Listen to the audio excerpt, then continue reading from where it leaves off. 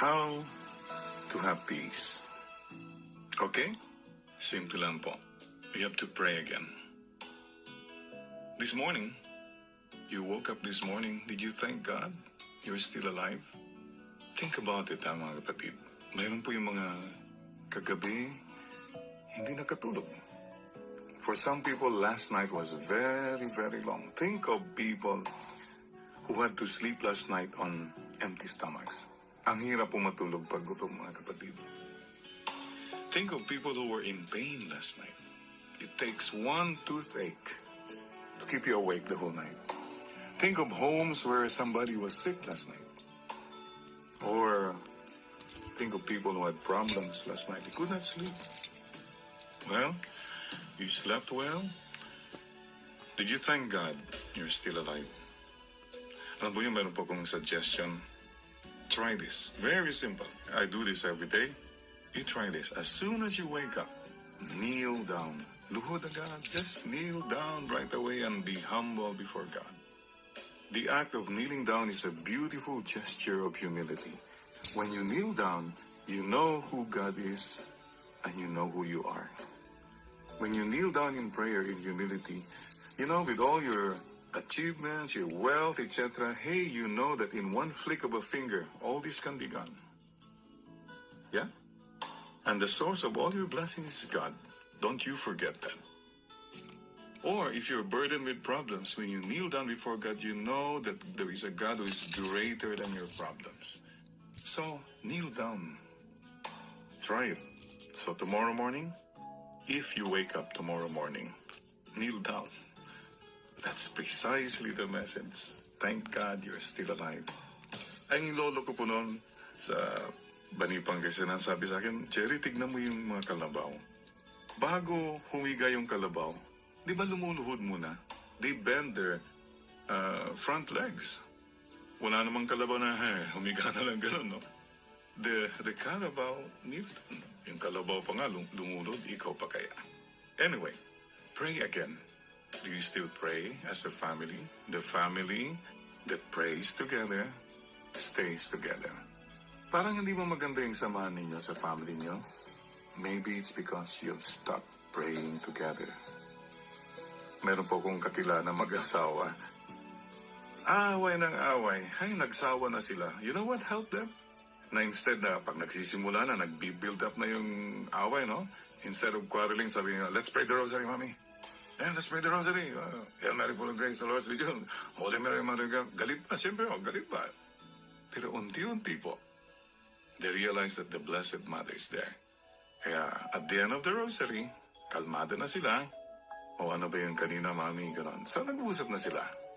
If, at the end of the rosary, galit pa rin. One more rosary? Oh, sige, one more rosary.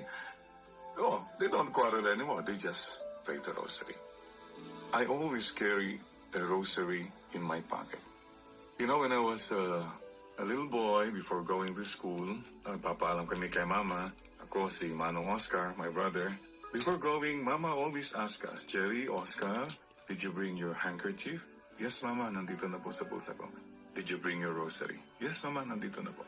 Alam po nyo, up to now, I still carry a rosary and a handkerchief in my left pocket. Because that is what my mother taught me. Simple things like this. Simple moments. I always go back. At when we were growing up in Bani Pangasinan, mahirap pong buhay, mga kapatid. We had no electricity. But every night, we prayed the rosary together. Naalala ko po noon, nung bata po kami, the only time we saw apple was in December. That's the only time when we could see or taste an apple. Alam po niyo, pag may apple po kami noon, aba, hindi mo kakainin agad. Dadalhin mo yan sa school. Ipapaamoy mo sa mga classmates mo. Ang daming sumusunod sa'yo. The next day, hindi mo pa kakainin yan.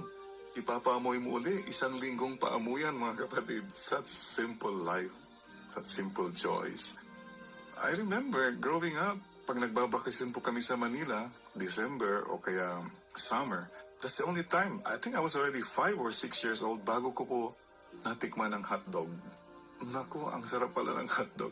These were little things. I look back with joy Kasi ang maganda po kasi, yung mga magulang po namin, they taught us to hold on to God. And there was one moment I'd like to share with you. Alam po niyo, ang aking pong mama was a public school teacher. She was teaching in a barrio. It's about 5-10 kilometers away. One afternoon, I remember this. I think I was 6 years old. Manong Oscar was about 8. Naglalaro po kami ni Manong.